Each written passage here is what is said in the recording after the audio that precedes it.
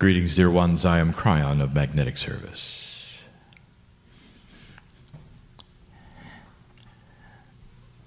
And here we are again.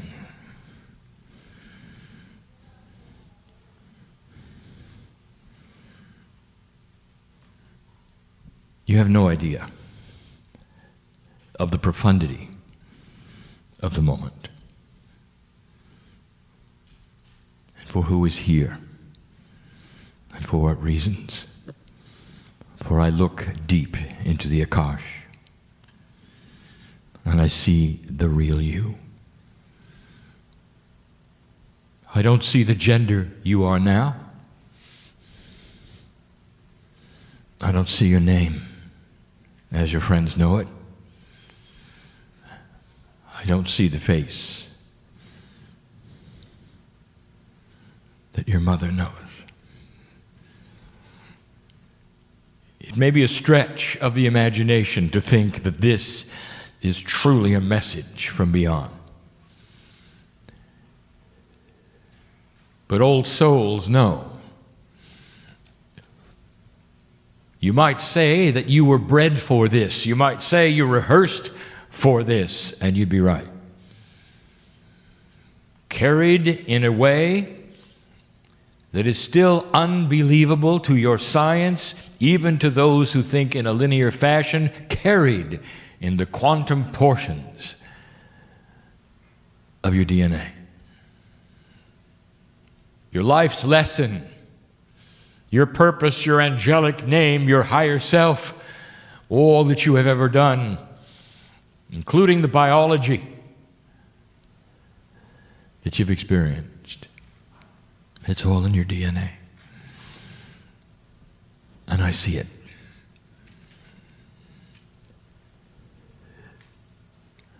If this is your first time in my presence, I hope you understand what you're seeing. I hope you understand who I am. For I am the family that you know better than anyone on the planet. I am the representation of that which is God, which is you. When you're not here, I am the majority. I am the love of God. I am the last entity and energy you felt before you came in. I am the first one you're going to see when you return to me. And there are those in the room who have a little bit of energy awareness, who can just barely peek there and know what I am speaking of, and the rest of you just have to believe it. Is it possible? Could it be that there's a plan here? Is it possible? Could it be that this meeting on the cusp of the 2012 alignment, could it be that eons ago you had an appointment to sit in the chair? Could that be possible? Not predestination, but potentials. Not predestination, but something that might be predisposed to happen, something that you might put together yourself, but it would require a plan, intent, and something that pushes you to be here beyond your own consciousness. And what would that be? And I will tell you what it is. There is a plan here. And every single one of you who sits in the chair had intent before you came in to awaken. Old souls don't necessarily awaken every single lifetime. Many of you never did. The old soul portion of you rehearsed and rehearsed and rehearsed. And it's called earth. Practicing motherhood, practicing fatherhood, practicing war, practicing dying.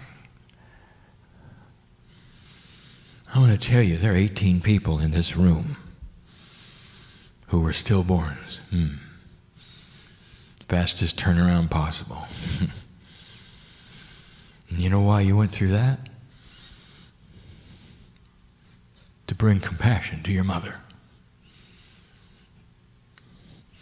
Of the stillborns in the room, you passed over. 6 of you, your mother joined you. That was to create compassion in your father. And you came back, and some of you did it again. And you knew it when you came in. Old souls start to understand the plan and the process, the procedure, the purpose, the reason. There was no guarantee that this decision point in the 26,000-year alignment would bring you into this that you have now. There was no guarantee that you'd sit here today. And if you could see the potentials and the what-ifs, if you could see the code of the potentials, it would astonish you that you ever made it. Generations ago, when you were someone else, the plan was still there.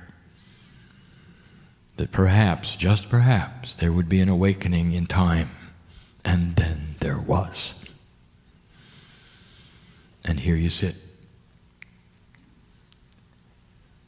Let what happens in the next hours, what you would call the days, in this room, be forever. Let what happens here in this room and the energy that is created by you with these around you be more than significant. Let it be life-changing. The old souls who sit in front of me here are vastly different from each other.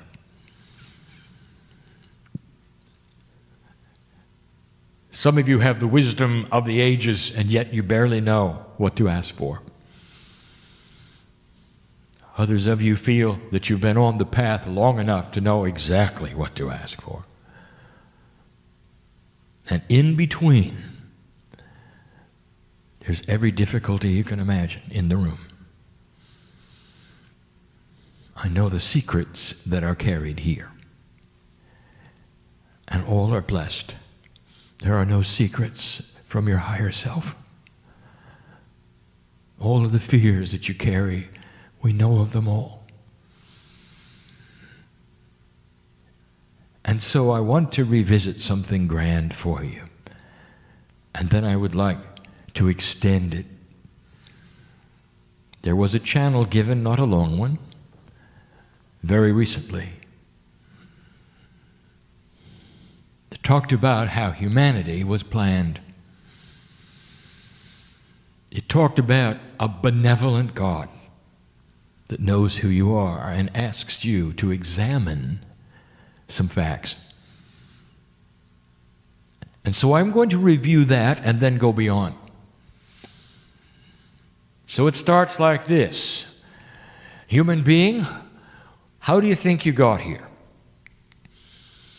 And if you ask a scientist and the anthropologists, they will give you all that they know, but even their facts don't add up. They don't add up to what you would expect with nature, because nature appears to have an evolutionary process which is random. Survival of the fittest creates those who would be here now, and you've heard it all.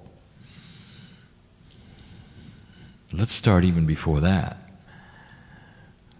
I have given you the premise before that you and I stood and watched this planet in the process of its growth.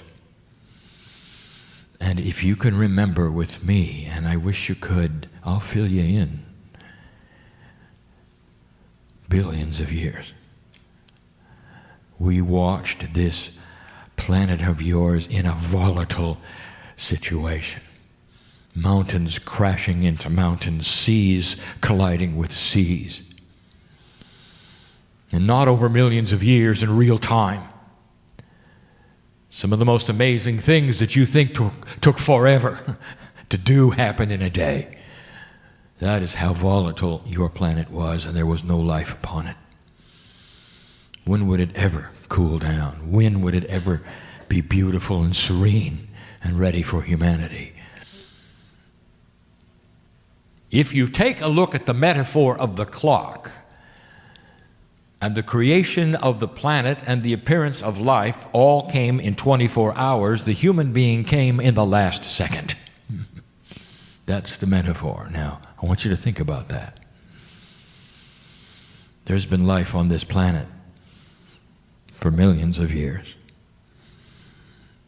There have been enormous mammals with complex heart systems and brains, nervous systems, even some to rival your own in their survival millions of years before you came.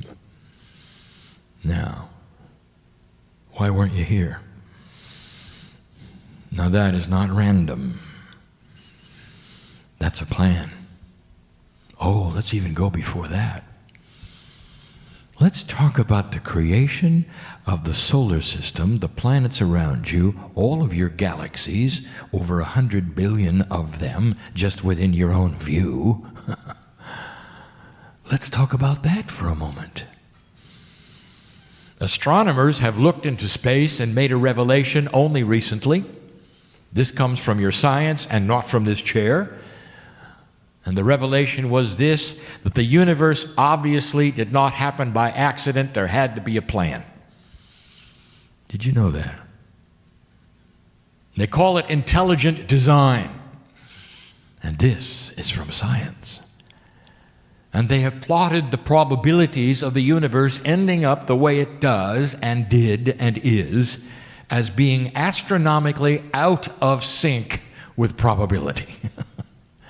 In other words, the odds are amazingly against what you see.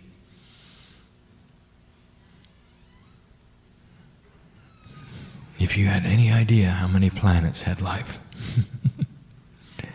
the universe is built for life. It won't take them long to discover the planets that have life, and they will be microbial. But they will see the truth that the universe was built for life. Built for it. Not an accident. And what happened here on the planet was absolutely natural and planned. Took a while to start it. In review, there were a number of stops and starts. Ask those anthropologists about that. They have evidence. Life came and went. 3, 4 times that they know of. It's more like 7 or 8. Had to restart again. It was a little too soon. And it always did. It always did. And for those who would say it's a miracle of miracles that life ever happened here, they're wrong. It would have continued and continued and continued until it actually developed that which it needed, which was a balance which we call photosynthesis. And now it could grow. And it did. The humans still aren't here. When the dinosaurs were trotting around on the planet, there was still upheavals. You still had asteroids striking the planet even then.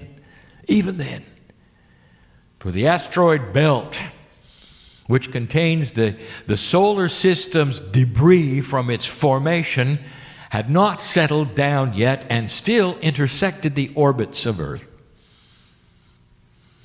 Wherever the Earth was, winter, summer, was an invitation for that debris to hit it. And it did. And it did. Over and over and over. Millions of years went by until all of those orbits settled down and they didn't intersect yours anymore. We were waiting. And humans could have developed any time, and they didn't. They didn't. Now that's not random, is it? Don't you find it interesting that only about 500,000 years ago or so did it all begin? And even then, the earth wasn't ready. I will say this to you. It's been less than 100,000 years since the Pleiadians looked upon this place and said, it is so, and ready. And even those seeds took 50,000 of the 100 and another 20 before all the different kinds of human beings settled to one, you. And that is against all evolutionary logic. And we have said this before. In review, isn't it interesting there's only one kind of human mammal, and yet all of the others have a variety that is deep with richness. So many kind of elk and deer, mammal, all kinds, primates, and there's only one of you. Only one kind. And that is designed. And that is where that channel left off. Showing you that even the science have notated that against all odds you showed up at a perfect time. That against all odds the universe was made for life. They see a plan. They even call it intelligent. What do you call it? There are still those, even those in the chair, who think they arrived randomly, wondering about life, why you seem to be bounced around, not really understanding even why you're here. They teach in the schools of the earth randomness, that evolution follows not a plan but a system. And the system is random. It is biased for survival, and that's the only bias it has. There is no mention of a benevolent, loving God which cooked this dinner until it was ready. And then served the food with love, because the food was the human being that is the family of God. And put you upon a serene earth that is not volatile, where there are not a million erupting volcanoes to cover the planet with soot and darken the sun. That was then, and this is now.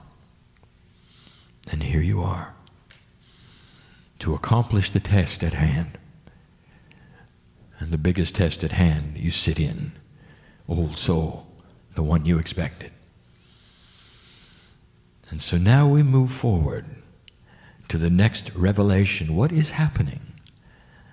What is next?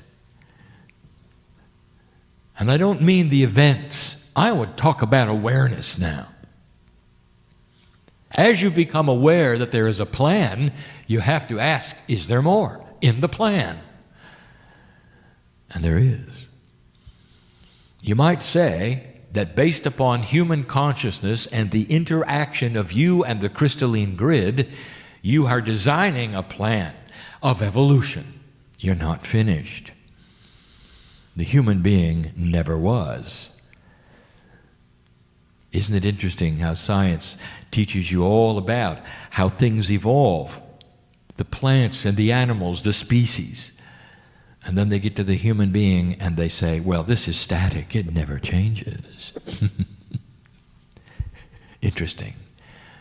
There's no credibility, is there, for a human being that evolves?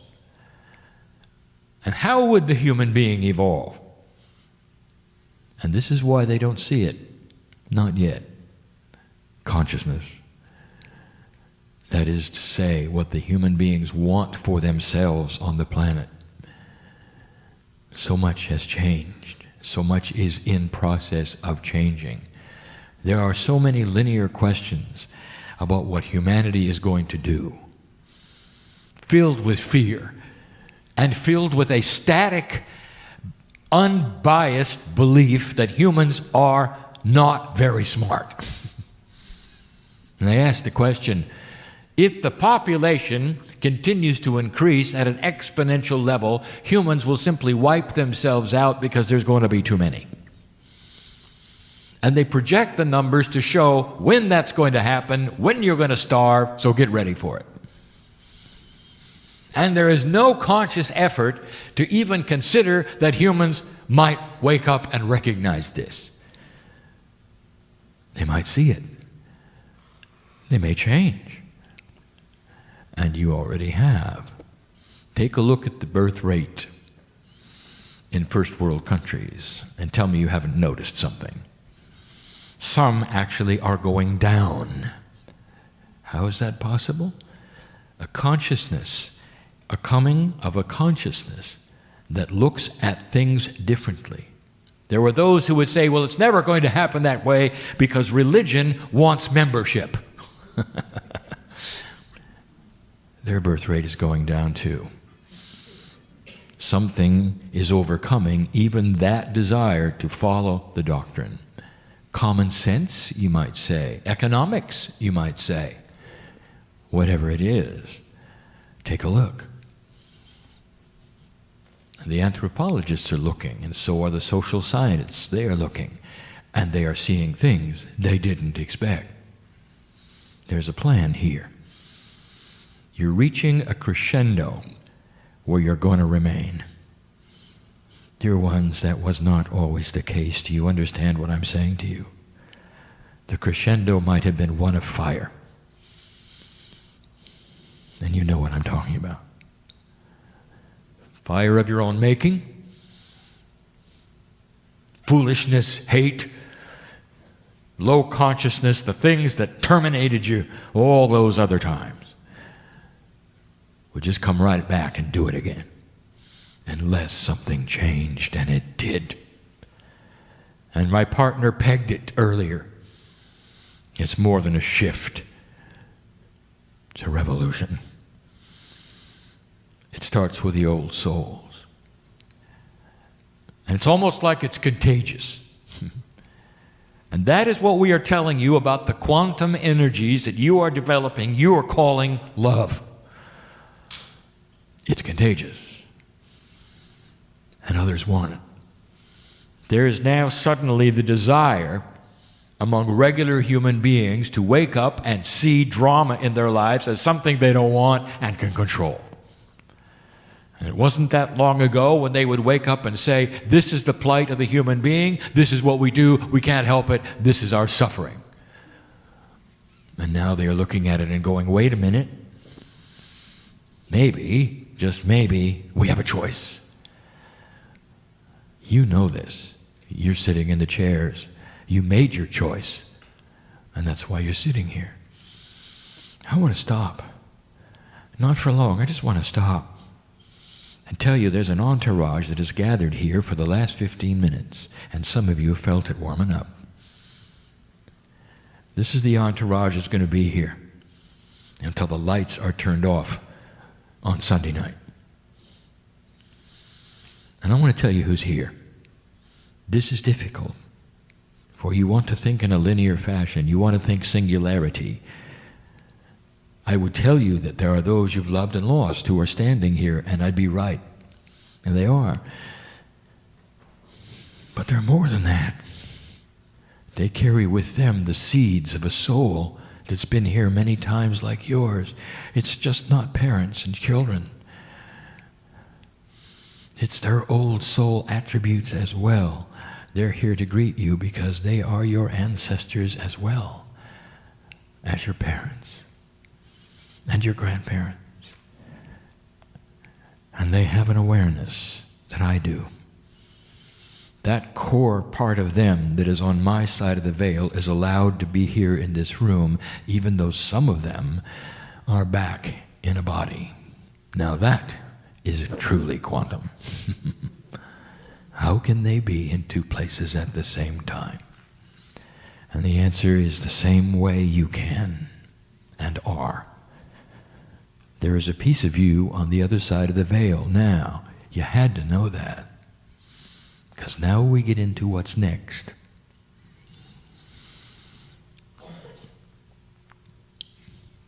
We've stopped in order to love you. To take the hands that are out now. The decisions you make today may very well be the ones that you came for. Time to recognize there's something bigger inside. What's next? There will slowly become an awareness of what I would call quantum Gaia. So I will just reveal a few things for you to think about. What did the ancients tell you, the indigenous who walked here, about the earth? And if you read their writings and you look at their protocols and what they believed that the earth was the mother and the father, that it involved the sky and the dirt, even that which they called north, east, south, and west. They even gave credibility to the directions, which is and will be always the magnetic grid. They knew of the relationship of the spirituality of the human being and the dirt of the earth, and there was no separation. Subsequent to their lives, you've wasted no time separating them. And today you sit in an area, even in your universities, where you have a building for earth science and a building for humanity and a building for biology, separating them. You get different degrees for them, and they never come together. And this is not how it was designed. So there's first going to be a revelation that Gaia is in you and you are in her. A return to what the ancients knew and taught and lived. And in that, you're going to start a revelation of your ability to work in what you call your reality and your manifestation, and suddenly you're going to see it's related to the earth. Let me give you some examples of some things that we said over 10 years ago that some read and said it is too strange, way too strange. I said to you that the air is alive. Some of you remember that. There's interdimensional life in air. And this would indicate that there's a tremendous amount of life that you don't recognize, because it is not what you would then qualify as life. Life has to be corporeal, starting with the microbes right up to the human being and beyond. And then you started giving some attributes of life, and you had to change it several times, especially when you saw what life did at the bottom of the ocean without sunlight or even oxygen. And you had to rewrite it. But it always had a physical attribute to it. No one ever said, and oh, by the way, there's interdimensional creatures in the air. We did. Now let's go back to the ancients for a moment and see what they believed. In Sanskrit, there's a word that means vital life, and it's called prana. And if you take a look at what they did with prana, the first thing they did was breathe it. And if you can go back and see the consciousness of what they were doing, whether they understood it or not, there was the acknowledgement that life is in the air, it is part of you, and you're to take it in, and it's vital. And there it is. Again, could it be that the ancients knew more than you do? And the answer is, oh, yes. But remember, old soul, you were the ancients. Therefore, you know what you're doing. It's only a matter of remembering. And that is the invitation. So now we are speaking of something even more difficult to explain. Remembering that which is a quantum energy that is part of the field of that human being that you call yourself, and it just vibrates with everything you ever knew. And as you stay in 3D, it's a mystery. And as you start to give intent for that which is beyond that which we would call your survival mode, you start to look into a multi-dimensional place. And then you start to have intuition. You're not going to see things written on the wall. You're not going to have them appear in the sky. You're not going to have them whispered in your ear. You know how they're going to come to you? Intuition. And many of you are just going to pass them right by. And you're going to think they're foolishness. You're going to think you made it up. You may not even whisper what you're thinking. And that is the process that we wish to talk about now. The involvement of the human being's attitude toward intuition will be one where they start giving it more credibility, look for it, watch for it, start to recognize it even before it comes, actually pause and listen to it. You can get good at this. And when you do, you will start remembering what is vital. It goes beyond that. How many of you have picked up a book on fairies lately? Well, these are the little ones in the garden, aren't they? What about entities in the trees, whatever you would call them? Now let us discuss that for a moment. There are those who would say, like my partner, who sits in the chair before you now and doesn't know what I'm going to say, who would say, yes, I channel Kryon. Yes, I believe in past lives, colors, auras, the Pleiadians, the creation story from ETs. I believe all these things, but not fairies. Well, he's going to have the same revelation you are. Do they exist? Let's discuss it. Not the way you see them. In a linear, three-dimensional world, there has to be a process to interpret a multi-dimensional energy that appears before you. Do you understand this? You might call it interpolation. The simplest way I can describe it is that when multi-dimensional energy appears in your three-dimensional world, your brain scrambles to figure it out. And so therefore it will singularize it, create an entity with a name that represents it and an energy. And that often there is a fairy. So fairies are fairies in 3D. But if you look at them multidimensionally, they are the love of God and part of you and the planet. They are the crystalline grid. They are the sun, the moon. They are Mother and Father God. All coming from a beautiful place in nature, in the woods, in the forests, in those places that are untouched, right where you think they would be, in the portals that represent the planet. And you've seen them. You can even photograph them. Now, how is that possible, Kryon? Stop for a moment. If it's an interpolation of our mind, how does it get on the camera? Because that's what you want to see, dear ones, and you put it right there in the camera. And that's how good your consciousness is. So there's going to be a revelation.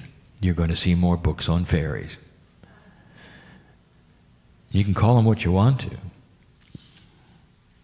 But I want to tell you, it's bigger than that. You're going to start seeing Gaia energy, and it's going to be beautiful.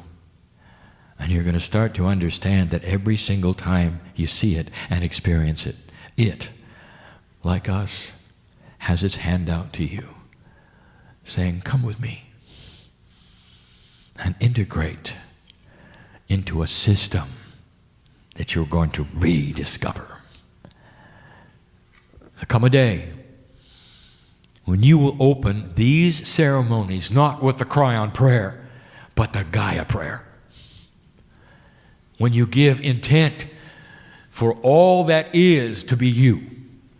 When you give intent to join with all of the energies that represent the love of God, including the benevolence that created you, and the earth that you walk upon, and the crystalline that you affect, because you will know you're part of it all. Right now, you know it, but you don't do it. And when you get to that step, you'll be just like your ancestors. Time to move forward. There's another one. Now we shift gears. And we'll make this the last one. There is a supreme awakening that is taking place even among scientists, that the human body must have a quantum complement. Years ago, experiments show that DNA has an effect on quantum particles. DNA cannot be a quantum particle. It's too big. The molecule is enormous. It is not a quantum particle like light, or like that which you cannot see and have never identified, that is in magnetism, which you will, or that which explains gravity. Not a particle, not a wave, something you haven't seen yet, which I'll call an influence. The DNA molecule is a biological molecule. It's enormous. And your science, which likes to separate, quantify, put things in boxes, call it this or this, has looked at a molecule in biology and said it cannot be this because it's too big. And suddenly they're starting to say, yes, but it seems to affect the particles that are quantum. Now, how will you then identify the attributes of this biological molecule called DNA? It's a modifier. Somehow it talks and sends messages and actually changes the quantum spin of atomic structure. This is science. I haven't even got to the metaphysics yet. What does it mean? It means you're going to be able to start to understand and see if this is true, and even if science is starting to see it, what does it mean you can do? You're going to start awakening, finally, to innate. Innate. The definition of innate is body intelligence. Body intelligence is that which the body knows and you don't. How about time to integrate them so that you know what it knows? And when you do, you'll just be like the ancients. Because that's what the Lemurians could do, and now you know why they lived so long. You ever hear about all of those biblical characters living for hundreds of years? Guess what? They did. They knew it too. They could sense it.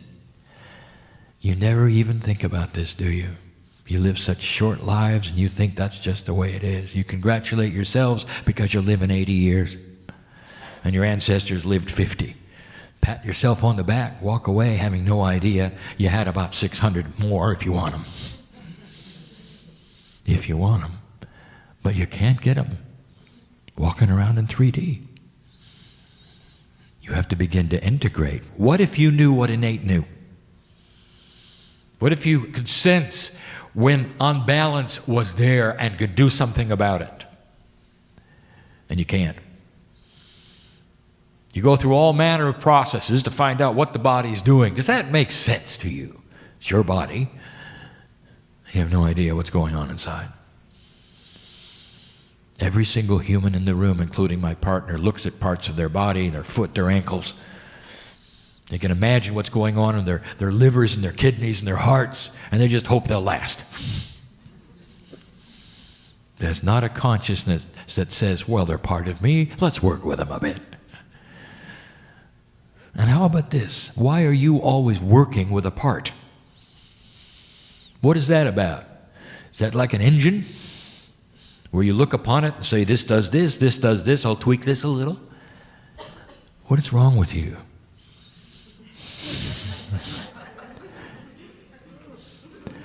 Maybe it's time for you to look inside and cooperate with you. That's your cellular structure in there. Every single piece of DNA is identical. 100 trillion pieces of it.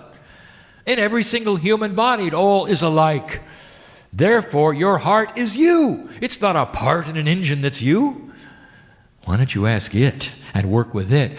Do you give credibility for your heart to have intelligence? It does. So do all your muscles. Innate is the intelligence of the human body. Undescribable. It's not a centralization, three-dimensional, compartmentalized brain that happens in a certain part of your body. It's everywhere. It's everywhere. It's in your sore toe. We used to say, talk to yourselves. Now we're going to change that. We're going to say, have a good time with yourselves. We're going to say, why don't you speak to each other? Let them talk back. Don't have it a one-way conversation anymore. That is coming. It's available. And you're going to start seeing it. This is going to take place from a conceptual human being, not a linear one. These are the ones being born now. Old souls, because they have the ancient knowledge inside of them, can pull this up and begin to use it. Newbies on the planet will be clueless. That's the way of it. Now you're beginning to understand, old soul, why when you see an indigo child, you relate. You relate because you remember what you lost. You're starting to wake up. Now I just gave you biology. What about the spirituality? It's in there too. What if you had a better connection to your higher self? Remember when I said you could be in two places at the same time? I'm going to return to that. What do you think the higher self is? What's your definition of it? Every single human will have a different one. What does it mean? Some will say, well, it's higher. That means it's in the sky. We're always trying to touch it. We're not tall enough. This is the linear point of view. Now, if you've heard this message before, you will know higher is higher in vibration. Not above you or below you, but inside you, vibrating at a rate that's invisible, because it is multidimensional. That which vibrates so fast you cannot see it in another dimension resides in you, and that is called the higher self. It is in every single human being. It represents something you really have not analyzed well. It is the portal of your soul to the other side of the veil. Therefore, when you touch it, you touch me. Therefore, when you touch it, you touch the ancients that are you. You are on the other side of the veil helping yourself, dear one, and you're doing it through the portal of your higher self. Now, picture this for a moment. The majority of humanity walks around without this knowledge, without believing it, and if they were in this meeting, they would walk out rolling their eyes. I know this.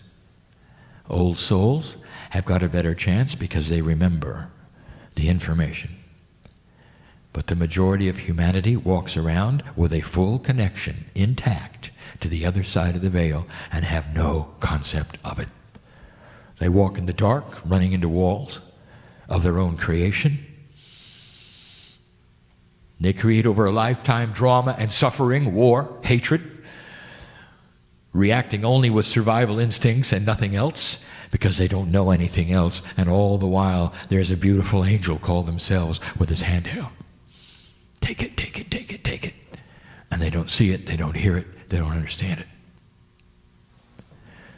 Every once in a while, something happens to one of them. In a dark place, when a light is struck, you can see, if only temporarily, and sometimes the light is struck with a compassionate energy that takes that human being to zero. They have a death of a child, death of a loved one.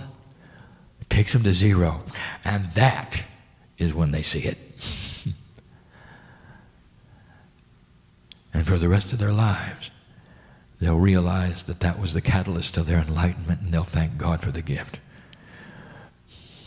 And I wouldn't have said that unless there was someone in the room who really needed to hear it. Aren't you tired of the sorrow, dear one? Isn't it time you saw it differently? This is the chance. Rewrite the engram, which says that you were born to suffer with this, because you weren't. You wouldn't be sitting in the chair without it, and you know what I'm talking about. I know who's here. Compassion is the key, always has been. There'll come a time when Spirit does not have to have that which is compassionate on the earth in the way of tsunamis and hundreds of thousands of people dying and tragedy and people leaping out of buildings and all of the things that brought you to your knees and changed the earth and the crystalline grid. There'll come a time when none of that is ever needed again. And it may take generations, but dear ones, this is where it's going. And the ones who sit in the chair right now are planting the seeds for that future. When compassion is something that is given from human to human, recognized for what it is, seen for its majesty and its glory, for the love of God, will be greatly enhanced because it will be more visible. And then the obvious will take place. The obvious. You can believe anything you want to, but doctrine will not then create separation. It'll create variety, not separation. Free to choose which way you wish to worship, which way you wish to participate in the gifts of God, but appreciating the other one and not judging them. What a day that'll be. And that comes with an enlightened human race. I have just given you the potential future of the planet. That's what's next. Will you see it in your lifetime? Oh, how do you define lifetime? Whenever I see you, you'll be in a lifetime.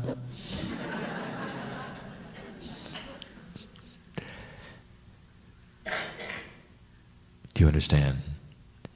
You're coming back. You're not going to miss the finale, are you really? If it's not in this lifetime, when you come back, dear ones, you'll awaken enlightened. Did you know that? Because you're not going to have to go through this again. You are not going to go through this again. You're going to come in, old soul, with a DNA that is different and conceptual, and you're going to remember, oh, not the specifics. You're going to remember what you don't want. That's new. It gets pretty good. And it's going to take a while. Meanwhile, now you know you are in the trenches of an old energy and a new energy, and we told you that 22 years ago. The bridge of swords is upon you. The bridge of swords is that bridge which you walk between the old energy and the new energy. The swords are those which are crossed above you in celebration. A marriage of the old and the new. Say goodbye to the duality as you've known it. Start to marry to that which you expect and know is there, to a degree where all of you will become eventually self-balancing. And what I mean by that is no matter how depressed you are, no matter how unhappy you are, no matter what's happened at work, all you have to do is wait a while.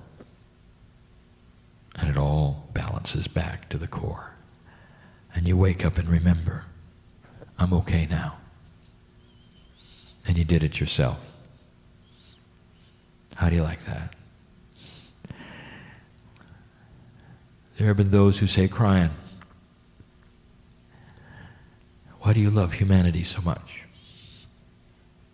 Number one, you see it as humanity. I see it as my family. Knowing who each of you are before you got here. Watching you give up your entire spiritual consciousness to come down in an energy like this and forget who you are.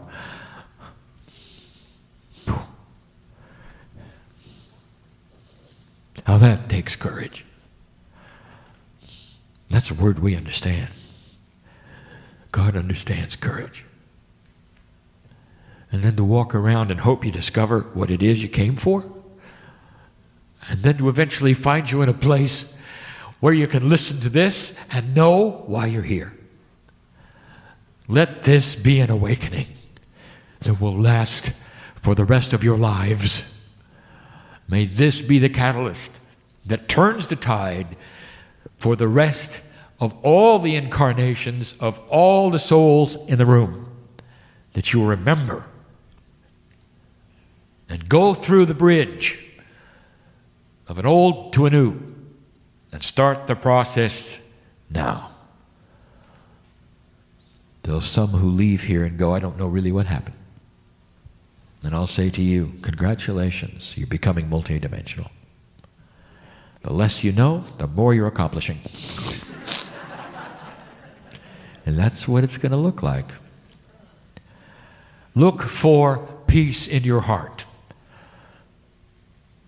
Draw close to the core and look for the arms of God to love you no matter what's going on. And now you know you're getting results. You're not going to figure it out. Well, I don't know what to do next. How about celebrating? Don't you think Spirit would know that? Not in the dark, you know. We've told you this before. You sit down and you meditate or pray, and some human beings, the first thing they do is to say, oh, God, you have no idea what happened today. Let me tell you. There was this, and there was that, and there was this, and there was that. And here's what I need. And we're sitting there so patient. But we want to say to you, we were there, don't you remember? That's what we want you to do. Include us in every single way. Then you're starting to involve your higher self, that which is multidimensional, that which is God, in every single thought, in every single action, and everything you do. And that's when the intuition starts to spark, and that's when you start to get these thoughts. It's out of the realm of figuring it out. Now you're starting to place yourself in that which you call faith. Faith. Trust in the unseen, knowing that it is there.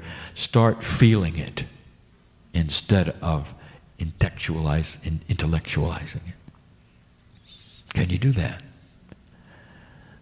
That's what it's going to take. Then after you get results, then you can figure it out. Well, I wonder what happened. Some of you have had healings in the room. Have you figured it out? Or do you just celebrate it? Some of you have had miraculous healings in the room. What do you do with that? And I'll tell you what you do. You celebrate it. Thank you, God, that I got that. And you don't sit around and say, I got that, and I really need to know how it happened. So I would feel a lot better if you told me, the ABCs of this, and nobody's doing that. You're just so grateful. Let this metaphor be pasted upon you for peace in your life, for lack of drama, for things unseen, for the next step. When you can do something like that, thank you, God, that it is solved and that I have peace, that I'm moving forward. And not, how did that happen? Then you'll have experience and practice it for the next one that you need, and the next one, and the next one. And someday you will awaken and say, I am multidimensional, because I'm comfortable with the process. I have no idea how it works. Then you can wear the badge proudly of the New Ager. Trust in the things you have no idea about, but that you know are real. This is what is happening. Normally we would close this meeting, and there would be the perception that Kryon has left the building. And that is not the truth. For we close it as we always did, the words will be the same. But the energy and the entourage are now upon the stage and in the chairs. Every time you enter the room, you'll know it. And so you'll leave this place quietly in reverence, because of the divinity that has visited you this day. When you arrive tomorrow, joyfully, you will start the teachings. There will be more channelings, more things to know, more puzzles to solve, and some to create. But that's the way you learn, is it not? And so this is what is before you. Some of you will sleep well tonight, others will not. For you are starting the process in the chair right now, and you have given intent for it. I know who is here. I know who is here. And you're ready, aren't you? And so pay no attention to the angels with a disco ball in your bedroom.